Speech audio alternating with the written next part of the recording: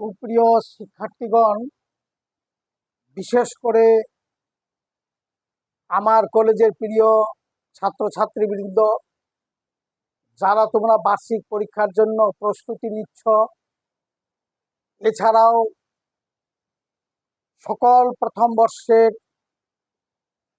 রসায়নের ছাত্রছাত্রীদের প্রতি আমার দোয়া আশীর্বাদ জানিয়ে আজকের একটা গুরুত্বপূর্ণ সৃজনশীল আলোচনা করব। এটা খুবই গুরুত্বপূর্ণ। এটা শুধু এই পরীক্ষার জন্য না, চূড়ান্ত পরীক্ষায়, বোর্ড পরীক্ষায় বেশ কয়েকবার এই প্রশ্নটি এসেছে।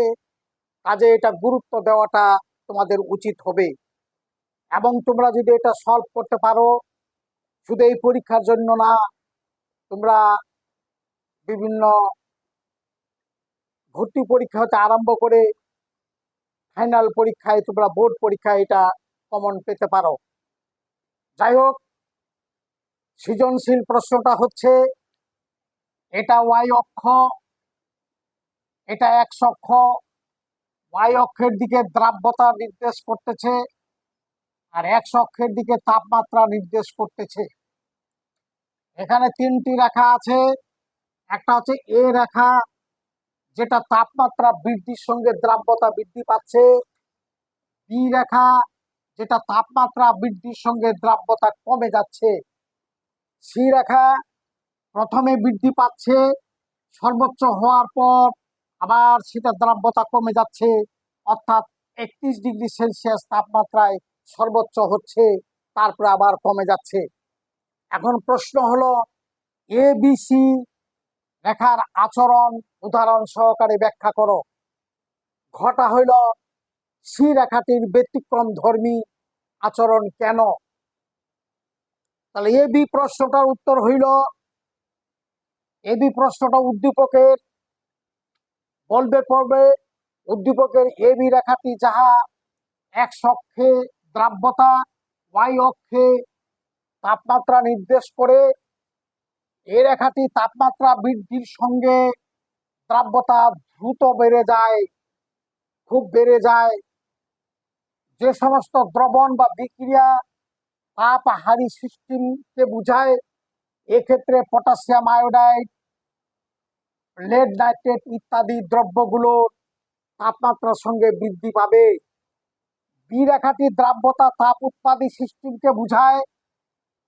যে দ্রব্যগুলো তাপমাত্রা বৃদ্ধির সঙ্গে দ্রাব্যতা কমে যায়, যাহা calcium oxide, calcium hydroxide, sodium hydroxide ইত্যাদি, এই সমস্ত বস্তুগুলো বি রেখাটিকে নির্দেশ করতেছে, অর্থাৎ সেটা হলো তাপ উৎপাদী সিস্টেম। এ রেখাটি তাপহারী সিস্টেম, যেটা তাপমাত্রা বৃদ্ধির সঙ্গে তার দ্রাব্যতা খুব বেশি পরিমাণে বেড়ে যায়। তার উদাহরণ হলো পটাশিয়াম আয়োডাইড, লেড নাইট্রেট ইত্যাদি। এই হলো। আর বি রেখাটির উদাহরণ হলো ক্যালসিয়াম অক্সাইড, ক্যালসিয়াম হাইড্রোক্সাইড ও সোডিয়াম হাইড্রোক্সাইড ইত্যাদি।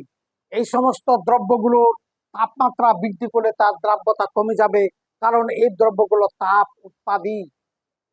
আর এই দ্রব্যগুলো potassium iodide, lead nitrate, ammonium chloride, এগুলো দ্রাব্যতা বৃদ্ধি পাবে, কারণ এগুলো হলো তাপহারী সিস্টেম। এবার ঘ নাম্বার প্রশ্নটা, উদ্দীপকের সি রেখাটির ব্যতিক্রম আচরণ।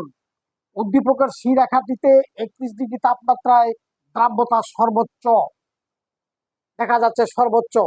আবার দ্রাব্যতা কমে যায় তাপমাত্রা বৃদ্ধির সহিত, আবার দ্রাব্যতা পরে এটার পরে কমে যায় তাপমাত্রা। উদাহরণ, 10 অণু সোডিয়াম সালফেট, যাহা আর্দ্র অবস্থায় দ্রাব্যতা বৃদ্ধি পায়, যখন পানি থাকে তার দ্রাব্যতা বৃদ্ধি পাবে, অর্থাৎ তাপহারী সিস্টেম, এবং 31 ডিগ্রি সেলসিয়াস তাপমাত্রায় সর্বোচ্চ হয়।